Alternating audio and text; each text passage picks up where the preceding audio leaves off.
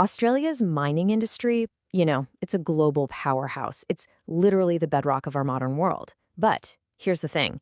It's facing a new, invisible, and honestly, a pretty terrifying threat. So yeah, let's get right into it. So, to really get what's on the line here, you've got to understand the sheer scale we're talking about. I mean, look at this number. This is an industry that's pulling in over $160 billion in resource exports every single year. It's a massive, massive cornerstone of the Australian economy. But this isn't just about the money, not even close. A really important report from RMIT University puts it in the bluntest terms possible. A cyber attack isn't just about data. We're talking about physical safety. Think about it. A hacked piece of equipment doesn't just crash a computer. It could cause a real-world catastrophe right on the mine site. All right, so just how big is this threat really? Let's take a look and break down the scale and, the nature of this growing digital danger. And wow, the data here is pretty stark. Just look at the difference between 2019 and 2020. The number of reported cyber breaches in mining didn't just go up. It quadrupled. This wasn't some slow creep. This was a straight-up explosion. So you can imagine that kind of fourfold jump set off some serious alarm bells. I mean, it became crystal clear that something was fundamentally wrong here, and it kicked off a major investigation to figure out what on earth was going on.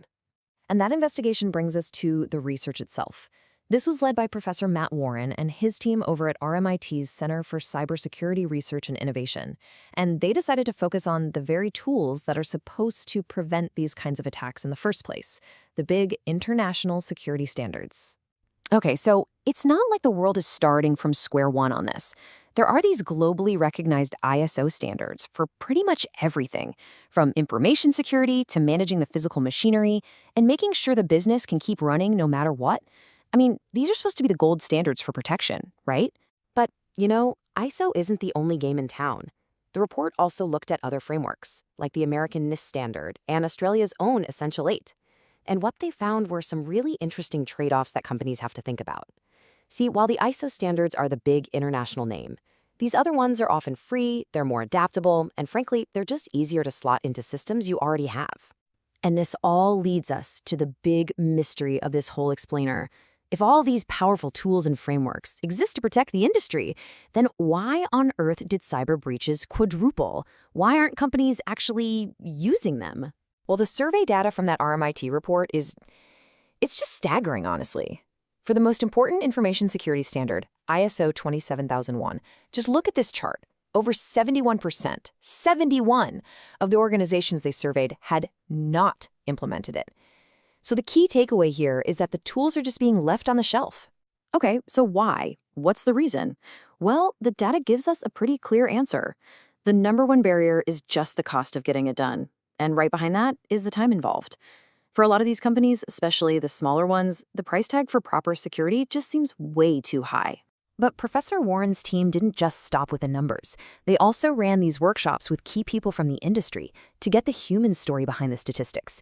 And what they found adds a really crucial layer to this whole picture. And this quote, this really hits hard. It's a direct insight from those workshops with input from really influential experts like John Dryden of Five Eyes Cyber. He has a ton of experience in this world. And what he and others pointed to was this massive disconnect. The people at the very top, the boards, they often just have little to no real understanding of the cyber threats their own business is facing. And a huge part of what they don't get is this concept right here, operational technology, or OT.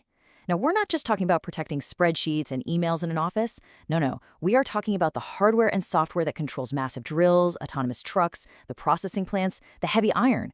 So when you hack OT, you're not stealing data, you're taking remote control of incredibly dangerous physical machinery. And the insights just kept coming, painting a really clear picture of the on-the-ground reality. The experts were saying things like, the standards feel way too complex and rigid for threats that are changing all the time. The smaller companies, they much prefer the simpler, free frameworks like the Essential 8. There's this heavy reliance on old legacy systems that are a nightmare to secure, and this is a big one, the supply chain partners are a massive blind spot. So, okay, the problem is complex, right? It's about cost, it's about awareness, it's about technology. But the really great thing about this report, championed by researchers like Professor Matt Warren, is that it doesn't just point out the problems. It actually lays out a clear path forward. All right, first up in this multi-pronged strategy, government action. The report calls for a whole new regulatory framework. It says we need to hold boards accountable for serious breaches. And, really importantly, it suggests subsidizing the cost of these standards for smaller companies to help them get on board. Okay, step 2 is for the industry bodies.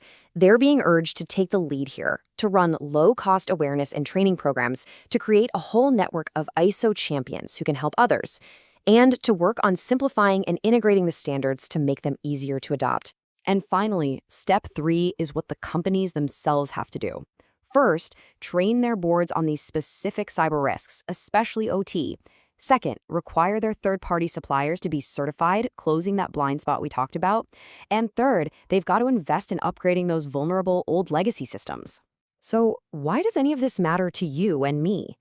Well, because this industry, they provide the lithium that's in your phone's battery right now, the copper for the wiring in your house, the nickel for electric cars. I mean, these are the critical minerals that literally power our entire modern world. And that brings us to the final and maybe the most crucial question of all. When you think about the fact that our whole digital future, our green energy transition, it's all built on materials pulled from the ground by this one industry, is voluntary compliance really enough to protect that future? Or is it maybe time for a much, much tougher approach?